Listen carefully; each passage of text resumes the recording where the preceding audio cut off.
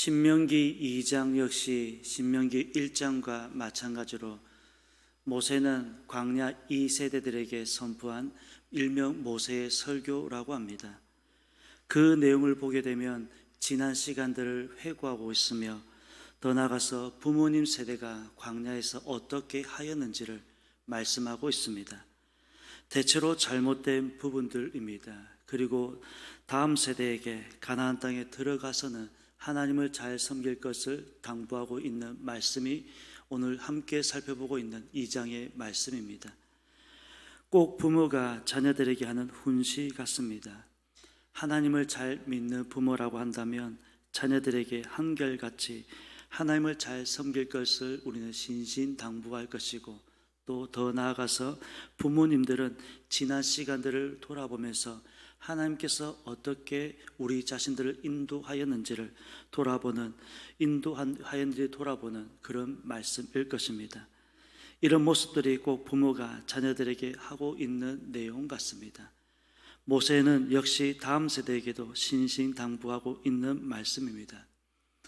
모세는 지금 자신의 설교를 듣고 있는 다음 세대들에게 하나님의 말씀에서 떠나지 말고 약속의 땅 가나안 땅에 들어가서 두 가지를 당부하고 있습니다. 첫째는 하나님을 잘 섬길 것을 말씀하고 있습니다.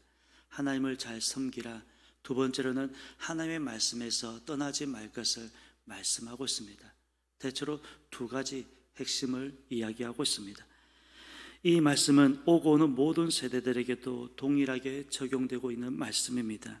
물론 우리는 한두 번 듣는 것도 아니고 그런 말씀을 안 해도 알고 있다고 할 수 있지만, 그럼에도 불구하고 이렇게까지 말씀하고 있는 것은 이렇게까지 말씀하였음에도 불구하고 잘 안 되었던 역사가 오늘 광야에서 또한 우리의 역사를 돌아볼 수 있는 것입니다.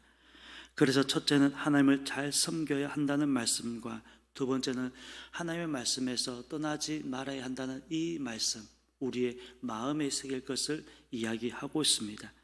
그렇게 할 때 가나안의 축복이 임하게 되는 것입니다. 가데스 바네아에서의 사건은 이스라엘 백성들에게는 두고두고 아픈 역사가 되었습니다. 그런 일만 없었다면 가나안 땅에 벌써 들어가고 남았을 것인데, 어쩌면 광야의 힘든 생활을 접고 조금 더 편한 생활을 하고 있었을 터인데, 가데스 바네아에서의 불순종의 사건은 이스라엘 백성들의 두고두고 아픈 역사가 되고 말았습니다. 하나님을 믿지 못한 결과는 이렇게 되는 것입니다. 하나님을 원망하고 불순종하게 되면 가나안의 축복이 아니라 광야의 심판이 임하게 된다는 경고의 말씀이었습니다. 모세는 이스라엘 백성들이 광야 40년 동안의 역사를 통하여서 우리에게 몇 가지 교훈을 주고 있습니다. 첫 번째로는 광야 40년은 불순종의 역사였다는 사실입니다. 그 기간 동안 애굽에서 나왔던 20세 이상의 모든 사람들은 여호수아와 갈렙 외에는 모두 죽임을 당하고 말았습니다. 함께 다 읽어보지는 않았지만 오늘 본문 말씀을 보게 되면 멸절하였다 혹은 진멸하였다라고 하는 이 말씀들이 여러 번 사용하고 있습니다. 멸절과 진멸, 참 무서운 말입니다. 이 멸절과 진멸이라고 하는 이 말씀을 모세는 자신의 설교를 통하여서 여러 번 언급하고 있음을 알 수 있습니다. 이것은 역사적인 사실이었기 때문입니다.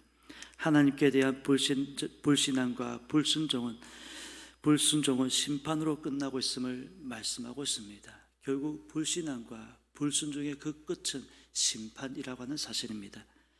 하나님께서는 공의로운 분이시지만 죄에 관해서는 반드시 심판하시는 분이십니다. 그렇다고 해서 매일같이 매만 드시는 분이 아니라 또 하나님의 말씀을 보게 되면 하나님의 은혜는 영원하다고 말씀하고 있습니다. 때로는 징계도 하시지만 은혜 베푸시기를 좋아하시는 분이 바로 저희들이 믿음의 대상으로 고백하고 있는 하나님 아버지라고 하는 분입니다. 두 번째는 광야 40년은 하나님께서 자신의 백성, 즉 이스라엘 백성들에게 은혜를 베푸는 기간이기도 하였습니다.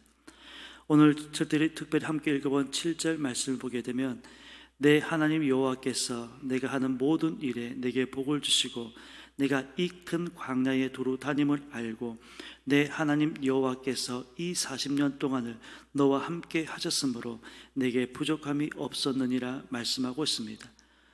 오늘 본문 말씀을 보게 되면 하나님께서는 복을 주셨다, 그리고 부족함이 없게 하셨다라고 말씀하고 있습니다. 이 광야 40년 동안 하나님께서 복을 주셨고 부족함이 없게 하셨다라는 말씀입니다. 하나님께서는 징계도 하셨지만 징계 중에도 이스라엘 백성들을 버리지 않으셨고 지켜주셨고 광야에서 필요로 하는 모든 것들을 공급하여 주셨습니다.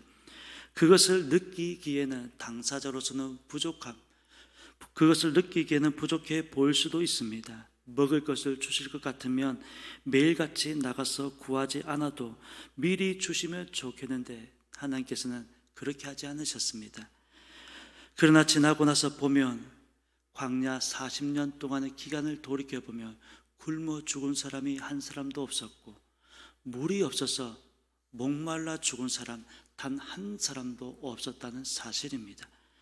그들이 죽음의 결과는 결국 불순종과 불신앙의 결과였지 굶어서 혹은 목이 말라서 죽었던 사람은 한 사람도 없었다는 것을 우리는 또한 기억해 보게 됩니다. 조금만 빨리 혹은 미리 해결해 주셨으면 좋았다고 생각하실 수도 있습니다. 그러나 먹을 것을 원하였을 때 먹을 것을 주셨고 마실 물 때문에 불평하였을 때 마실 물도 주셨습니다. 때로는 원수가 가로막고 있는 상황에서도 원수도 물리쳐 주었습니다.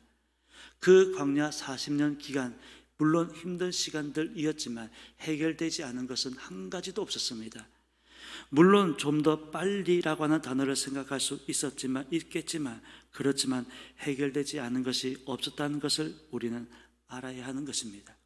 그래서 오늘 본문 말씀 통해서 부족함이 없었다고 말씀하고 있습니다. 이 정도면 하나님께서 최대한 이스라엘 백성들에게 은혜를 베푼 것 아니겠습니까? 그럼에도 만족을 하지 못하고 여전히 그들은 불평하고 있었다는 것입니다. 마찬가지로 우리의 인생 역시 광야와 같다고들 말하고 있습니다. 비록 예수 그리스도로 인하여 구원을 받았지만 때때로 불신앙과 불순종 때문에 징계가 임하고 있다는 사실입니다. 그럼에도 하나님께서는 여전히 저와 여러분들에게 긍휼을 베풀어 주시고 계시는 것입니다. 여전히 은혜 가운데 살고 있게 하셨습니다. 서두에도 말씀을 드렸지만 하나님의 징계는 잠깐입니다. 잠깐 징계를 받았다고 해서 하나님을 원망할 것이 아니라 그 이후에 부어주시는 하나님의 축복을 우리는 바라볼 수 있어야 하는 것입니다. 여러분, 광야라고 하는 기간이 있었기 때문에 가나안의 축복을 누렸던 것처럼 우리의 인생 역시 광야와 같은 이 인생이 있기 때문에 천국의 축복이 우리에게 주어지고 있는 것 아니겠습니까? 그래서 징계도 달게 받는 것입니다. 왜 그렇습니까? 그 징계는 우리의 죄로 인하여 임하기 때문입니다. 그러나 그 이외에는 반드시 은혜라고 하는 단어입니다. 그래서 다시는 같은 죄를 반복하지 않는 것이며 그 은혜는 그 이후에 은혜가 임하게 되는데 그 은혜라고 하는 것은 영원하다고 말씀하고 있습니다. 세 번째는 광야 40년의 기간이 지나서야 비로소 하나님께서는 가나안의 축복을 주고 계셨다는 것입니다. 하나님께서는 처음부터 가나안 땅을 주시는 것은 아닌 것 같습니다. 물론 하나님께서 그들에게 가나안 땅을 주지 못해서가 아닙니다. 때로는 가나안 땅을 처음부터 주시는 경우도 있지만 본문을 보면 복을 주시는 과정임을 알 수가 있습니다. 때로는 그들이 힘든 시간들을 보내게 되었고 힘든 순간순간들이었지만 돌아보니 복을 받고 있는 과정이었다는 것입니다. 비로소 하나님께서 약속하신 가나안 땅을 주고 계셨습니다. 이미 하나님께서는 그들에게 가나안 땅에 대한 약속을 주셨습니다. 그 약속을 비로소 성취하고 계시는 것입니다. 그 과정이 바로 광야의 시간이 있었다는 것입니다. 하나님께서는 계획하셨고 약속하신 바를 다 이루시는 분이십니다. 뿐만 아니라 창세전에 택하신 분들은 한 분도 어김없이 반드시 다 구원받게 될 것이라는 사실입니다. 이스라엘 백성들 비록 광야라고 하는 불신앙과 불순종으로 시작이 되었지만 당사자였던 이스라엘 백성들로서는 힘겨운 순간들이었지만 그 모든 과정 끝에 다시 한번 지난 시간들을 회상해 보니 그 과정들이 바로 하나님께서 복을 베푸시는 기간이었고 그들로 하여금 부족함이 없는 기간들이었음을 알 수가 있습니다. 그러므로 오늘날 광야를 살아가고 있는 저희들에게 어떻게 살아가야 하는지를 보여주고 있는 말씀이 오늘 본문의 말씀인 것입니다. 결론입니다. 불신앙과 불순종이 그만큼 무섭다고 하는 것이며 그렇다고 해서 저희들이 믿는 하나님께서 화만 내시는 분이 아니라 끝까지 은혜 베푸시기를 원하신다는 사실입니다. 그래야 광야의 시간이 지난 이후에 약속의 땅 가나안으로 인도하신다는 사실 또한 우리는 기억해야 할 것입니다. 우리의 최종 목적은 영적 가나안 천국입니다. 여전히 우리는 그곳을 향해서 오늘도 한 걸음 한 걸음 내딛고 있습니다. 그러므로 광야와 같은 인생길에 하나님을 믿는 믿음이 없이는 이 힘든 인생길을 걸어갈 수 없다는 사실입니다. 그 믿음만이 오늘 우리로 하여금 일어나게 하신다는 것이고 그 믿음만이 오늘도 한 걸음씩 또 한 걸음씩 내딛게 하고 있습니다. 오늘 이스라엘 백성들의 모습을 반면교사 삼아 가능하면 할 수만 있다면 우리는 그러한 실수를 범하지 않는 믿음으로 살아가는 우리의 삶이 되었으면 좋겠습니다. 하나님께서는 복을 주시는 분이시며 부족함이 없게 하시는 분이시다는 사실을 우리는 기억해야 할 것입니다. 그 복과 부족함은 천국에서 주시는 것이 아니라 광야에서 주셨다는 것, 바로 우리가 걸어가고 있는 이 인생 광야에서 하나님께서는 복을 주고 계시고 부족함이 없게 하신다는 이 한 사실 우리는 기억해야 할 것입니다. 그러므로 광야와 같은 인생길에 늘 믿음이 없이는 걸어갈 수 없다는 사실을 기억하면서 오늘 하루도 믿음으로 걸어가고 믿음으로 승리하는 우리의 삶이 되었으면 좋겠습니다. 오늘을 통해서 4월 한 달도 정말 믿음으로 승리할 수 있는 그런 저와 여러분의 삶이 되시기를 예수님의 이름으로 축원합니다. 기도드리겠습니다. 하나님 은혜를 감사드립니다.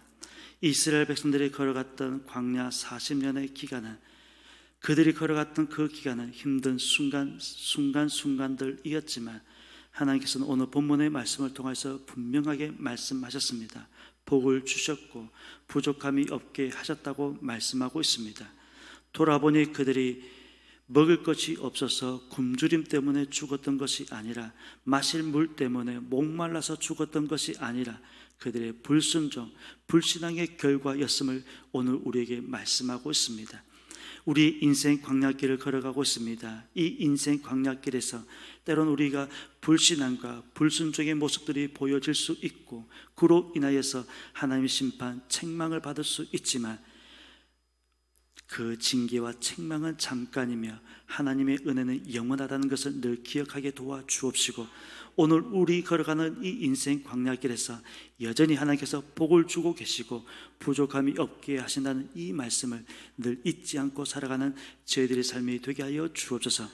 그리하여서 하나님의 약속의 말씀을 붙들고 믿음으로 승리하는 우리의 삶이 될 수 있도록 도와주시옵소서. 오늘로 기점으로 또 4월 한 달도 우리가 믿음으로 승리할 수 있도록 도와주옵시고 복을 주시고 부족함이 없게 하시는 하나님의 은혜를 매일같이 누리면서 살아갈 수 있는 귀한 삶이 되어줄 수 있도록 인도하여 주옵소서. 하나님 오늘 하루도 귀한 찬양 올려드렸습니다. 천사 찬양대 찬양도 기억하여 주옵시고 그 찬양의 고백처럼 믿음으로 굳건하게 서갈 수 있는 천사 찬양대 되어줄 수 있도록 도와주옵시고 늘 매일같이 하나님을 찬양할 수 있도록 우리의 건강 또한 믿음, 가정 하나님 늘 축복하여 주옵소서. 감사드리며 예수님의 이름으로 기도드립니다. 아멘.